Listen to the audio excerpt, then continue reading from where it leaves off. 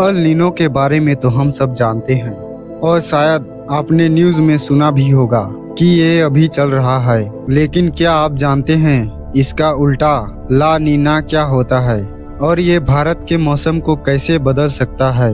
हमने सुना ला नीना मौसम बदल सकता है, लेकिन आखिर ये है क्या? ये कोई तूफान नहीं, कोई साइक्लोन नहीं, बल्कि एक इनविजिबल सिस्टम है जो ओशन के अंदर शुरू होता है। ला नीना एक नेचुरल क्लाइमेट पैटर्न है जो पैसिफिक ओशन में डेवलप होता है। नॉर्मली ओशन का सरफेस टेम्परेचर बैलेंस्ड रहता है, ना ज़्यादा गर्म ना ज़्यादा ठंडा। लेकिन जब यही टेम्परेचर अचानक नॉर्मल से नीचे चला जाता है तब शुरू होता है ला नीना, और यही छोटा सा चेंज पूरी दुनिया के मौसम को बदल देता है। इसे ऐसे समझो, अगर आपके घर का एसी अचानक बहुत ठंडा हो जाए तो पूरे कमरे का माहौल बदल जाता है। ठीक वैसे ही पैसिफिक ओशन का टेम्परेचर गिरता है और पूरी दुनिया का वेदर सिस्टम डिस्टर्ब हो जाता है। अब सवाल, ओशन ठंडा होने से फर्क क्यों पड़ता है? क्योंकि ओशन ही वेदर का इंजन है।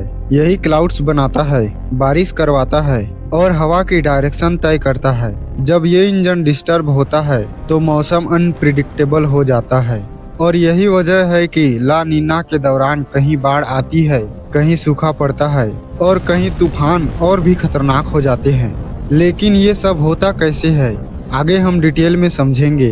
अब सबसे बड़ा सवाल, ये ठंडा ओशन पूरी दुनिया का मौसम कैसे बदल देता है? इसके पीछे काम करता है हवा और पानी का एक पावरफुल सिस्टम। पैसिफिक ओशन के ऊपर हमेशा एक खास तरह की हवाएं चलती है जिन्हें कहते हैं ट्रेड विंड्स। ये हवाएं ईस्ट से वेस्ट की तरफ बहती है और ओशन के पानी को पुश करती है। ला नीना के दौरान ये ट्रेड विंड्स और भी स्ट्रॉन्ग हो जाती हैं, और जब हवाएं तेज होती है तो ये गर्म पानी को एशिया और ऑस्ट्रेलिया की तरफ धकेल देती है। अब पीछे क्या होता है, जहाँ से पानी हटता है वहाँ नीचे से ठंडा पानी ऊपर आने लगता है। इसे कहते हैं अपवेलिंग, और यही ठंडा पानी ला नीना का असली कारण बनता है। अब खेल शुरू होता है आसमान में। जहाँ पानी गर्म होता है वहाँ ज्यादा इवेपोरेशन होती है और ज्यादा क्लाउड्स बनते हैं, मतलब एशिया साइड में हेवी रेनफॉल। और जहाँ पानी ठंडा है वहाँ क्लाउड्स कम और सूखा ज्यादा है। ये पूरा सिस्टम एक चेन रिएक्शन है। ओशन ठंडा होता है जिससे हवा तेज होती है, फिर पानी शिफ्ट हो जाता है जिससे क्लाउड्स बदलते हैं और पूरी दुनिया का मौसम बदल जाता है। और यही वजह है कि कहीं फ्लूड्स, कहीं सूखा और कहीं साइक्लोन एक्टिविटी बढ़ जाती है।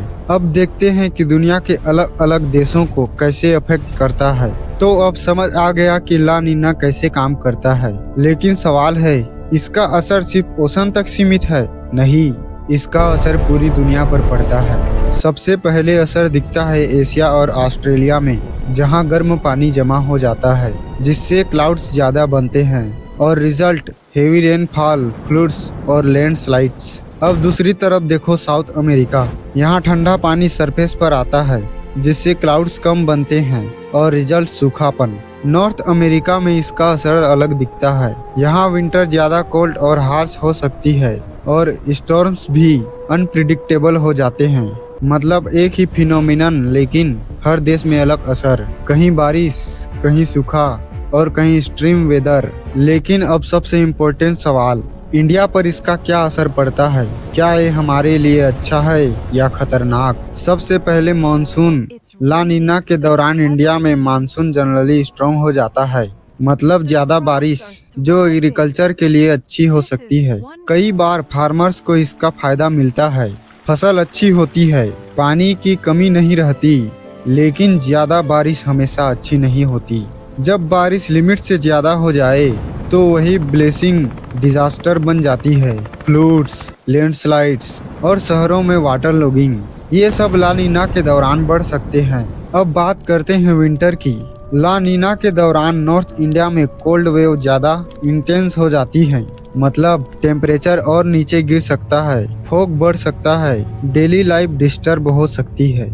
और सबसे खतरनाक असर साइक्लोन्स। बे ऑफ बंगाल में साइक्लोन एक्टिविटी बढ़ जाती है जिससे कोस्टल एरिया में हेवी डैमेज हो सकता है। फार्मर्स के लिए ला नीना एक डबल एज सोल्ड है।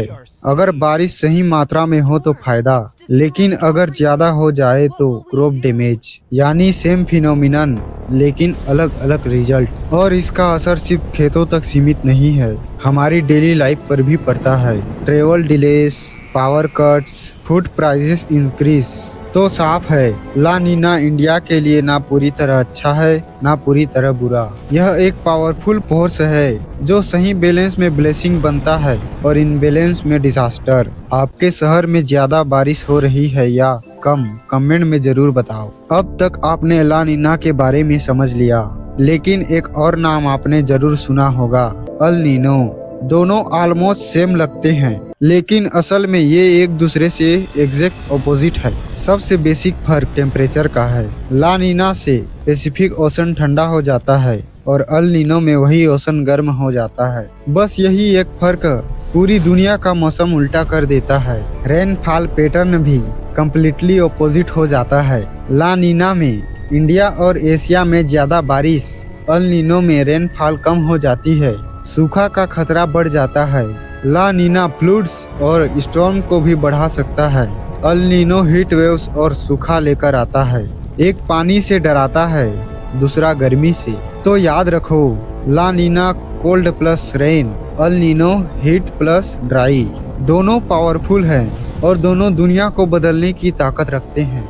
तो अब आप समझ चुके हैं कि ला नीना कोई छोटा बदलाव नहीं है। एक ठंडा ओशन पूरी दुनिया का मौसम बदल सकता है, कहीं बाढ़, कहीं सूखा और कहीं खतरनाक तूफान।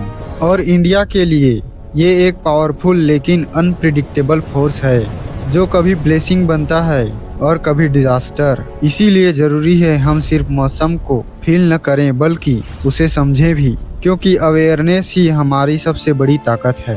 आपके हिसाब से ला नीना इंडिया के लिए ज्यादा फायदेमंद है या खतरनाक, कमेंट में जरूर बताना। ऐसे ही पावरफुल और आसान एक्सप्लेनेशन के लिए लाइक और सब्सक्राइब जरूर करें। और याद रखो, नेचर हमेशा सिग्नल देता है, बस हमें उसे समझना होता है।